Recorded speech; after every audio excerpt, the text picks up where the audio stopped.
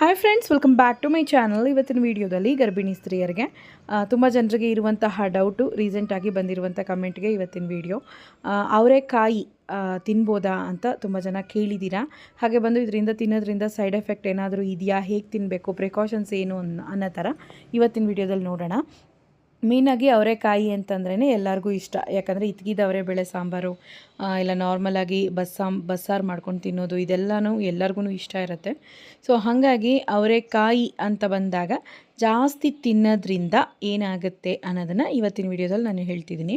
So ಮೊದಲನೇದಾಗಿ ಇದು ಗ್ಯಾಸ್ಟ್ರಿಕ್ಕನ್ನು ಉಂಟು ಮಾಡುವಂತಹ ಒಂದು ಕಾಳು. ಹೆಚ್ಚಾಗಿ ತಿನ್ನುವಾಗ ಸರಿಯಾಗಿ ಬೇಯಿಸದೆ ತಿಂದಾಗ ಟಾಕ್ಸಿಕ್ಕಾಗಿ ಇದು ಬದಲಾವಣೆ ಆಗುತ್ತೆ. ಗರ್ಭಿಣಿ ಸ್ತ್ರೀಯರಿಗೆ ಮೇಯ್ನಾಗಿ ಇದನ್ನು ಹೆಚ್ಚಾಗಿ ಕನ್ಸ್ಯೂಮ್ ಮಾಡಬಾರ್ದು.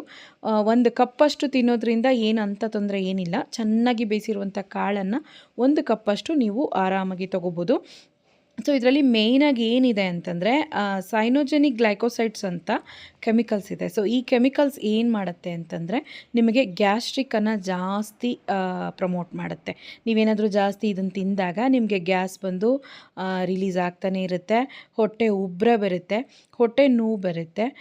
ಇದನ್ನು ಜಾಸ್ತಿ ತಿನ್ನೋದ್ರಿಂದ ಗ್ಯಾಸ್ಟ್ರಿಕ್ ಉತ್ಪಾದನೆ ಜಾಸ್ತಿ ಆಗಿಬಿಟ್ಟು ನಿಮಗೆ ಸೊಂಟ ನೋವು, ಜಾಯಿಂಟ್ಸ್ ಪೇಯ್ನು, ಮೊಣಕಾಲುಗಳನ್ನು ನೋವು, ಬೆರಳುಗಳ ನೋವು, ಸೊಂಟ ನೋವು, ಬೆನ್ನಿನ ಒಂದು ನೋವು, ಸೊ ಮೂಳೆಗಳ ಎಲ್ಲ ಒಂದು ಜಾಯಿಂಟ್ಸಲ್ಲಿ ನೋವು ಅನ್ನೋದು ಬಂದೇ ಬರುತ್ತೆ. ಸೊ ಹಾಗಾಗಿ ಇದನ್ನು ಜಾಸ್ತಿಯಾಗಿ ಕನ್ಸ್ಯೂಮ್ ಮಾಡಿದೆ ಕಡಿಮೆಯಾಗಿ ತಿನ್ನೋದು ಬಂದು ನಿಮಗೆ ತುಂಬ ಒಳ್ಳೆಯದು. ಹೆಚ್ಚಿಗೆ ನೀವೇನಾದರೂ ಇದನ್ನು ತಿಂದ್ರಿ ಅಂದರೆ ನಾನು ಹೇಳಿರುವಂಥ ಈ ಎಲ್ಲ ಪ್ರಾಬ್ಲಮ್ಸು ಅದು ಸ್ಪೆಷಲಾಗಿ ಪ್ರೆಗ್ನೆನ್ಸಿ ಟೈಮಲ್ಲಿ ಖಂಡಿತವಾಗ್ಲೂ ಬರುತ್ತೆ. ಯಾಕಂದರೆ ಗ್ಯಾಸ್ಟ್ರಿಕ್ ಅನ್ನೋದು ನಾರ್ಮಲ್ ಆಗಿರುವಂತಹವರಿಗೆ ಕೂಡ ಜಾಯಿಂಟ್ಸ್ ಪೇಯ್ನನ್ನು ಉಂಟು ಮಾಡುತ್ತೆ. ಹಾಗಿರಬೇಕಾದ್ರೆ ಈ ಒಂದು ಸಮಯದಲ್ಲಿ ಪ್ರೆಗ್ನೆನ್ಸಿ ಸಮಯದಲ್ಲಿ ಸ್ವಲ್ಪ ವೀಕ್ ಆಗಿರುವಂಥ ಸಮಯ. ಯಾಕಂದರೆ ನ್ಯೂಟ್ರಿಷನ್ ಎಲ್ಲ ಬೇಬಿಗೂ ಬೇಕು, ನಿಮಗೂ ಬೇಕು.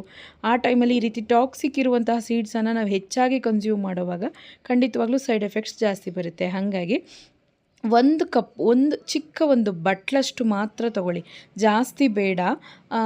ನಿಮಗೆ ಇದಕ್ಕೆ ಬೇಳೆ ಅವರೇ ಕಾಳು ಸಾಂಬಾರು ಮಾಡಿದ್ದಾರೆ ಅಂದರೆ 1-2 ಸೌಟಷ್ಟು ಸಾರಿಗೆ ಒಂದು ಸೌಟಷ್ಟು ಕಾಳು ಹಾಕ್ಕೊಂಡು ತಿಂದ್ಬಿಟ್ಟು ಹೆಚ್ಚಾಗಿ ಬಿಸಿನೀರನ್ನು ತಗೊಳ್ಳಿ. ಬಿಸಿನೀರನ್ನು ಕುಡಿಯೋವಾಗ ಏನಾಗುತ್ತೆ ಅಂದರೆ ಬೇಗ ಜೀರ್ಣ ಆಗುತ್ತೆ. ಇಲ್ಲಾಂದರೆ ಒಂದು ಸ್ವಲ್ಪ ಓಮ್ ಕಾಳು ನೀರು ಮಾಡ್ಕೊಂಡು ಕುಡೀರಿ, ಇಲ್ಲ ಜೀರಿಗೆ ನೀರು ಮಾಡ್ಕೊಂಡು ಕುಡೀರಿ. ಸೊ ಈ ಥರ ಮಾಡೋದ್ರಿಂದ ನೀವೇನು ತಿಂದಿದ್ದೀರ ಈ ಕಾಳು ಇದು ಬೇಗ ಜೀರ್ಣ ಆಗಿ ನಿಮಗೆ ಹೊರಗಡೆ ಬಂದುಬಿಡುತ್ತೆ. ನೀವೇನಾದರೂ ಹೆಚ್ಚಾಗಿ ತಿನ್ನೋವಾಗ ಏನಾಗುತ್ತೆ ಅಂದರೆ ಇದು ಚೆನ್ನಾಗಿ ನಿಮ್ಮ ಒಂದು ಮೈಯಲ್ಲಿ ಇದು ಗ್ಯಾಸ್ಟ್ರಿಕ್ಕನ್ನು ಉಂಟು ಮಾಡಿ ಇಲ್ಲದೇ ಇರೋ ಉಪಾಧೆಗಳನ್ನು ತಂದುಕೊಡುತ್ತೆ. ಹಾಗಾಗಿ ತಿನ್ನೋದು ತಪ್ಪಲ್ಲ, ಕಡಿಮೆಯಾಗಿ ಕನ್ಸ್ಯೂಮ್ ಮಾಡೋದು ಬಂದು ಒಳ್ಳೆಯದು. ಸೊ ಹಾಗಾಗಿ ಈಗ ಸೀಸನ್ ಇರೋದ್ರಿಂದ ತಿನ್ಬೋದು, ನ್ಯೂಟ್ರಿಷನ್ ವ್ಯಾಲ್ಯೂ ಇದರಲ್ಲೂ ಇದೆ, ಇಲ್ಲ ಅಂತ ಹೇಳ್ತಿಲ್ಲ. ಬಟ್ ಗ್ಯಾಸನ್ನು ಉತ್ಪತ್ತಿ ಮಾಡೋದ್ರಿಂದ ಸ್ವಲ್ಪ ಮಟ್ಟಿಗೆ ತಕ್ಕ ಮಟ್ಟಿಗೆ ತೊಗೊಳ್ಳೋದು ಬಂದು ನಿಮಗೆ ಒಳ್ಳೆಯದು. ಓಕೆ ಫ್ರೆಂಡ್ಸ್, ಇವತ್ತಿನ ವಿಡಿಯೋ ಖಂಡಿತವಾಗ್ಲೂ ನಿಮ್ಗೆ ಯೂಸ್ಫುಲ್ ಆಗಿರುತ್ತೆ ಅನ್ಕೋತೀನಿ. ಟೇಕ್ ಕೇರ್, ಬಾಯ್.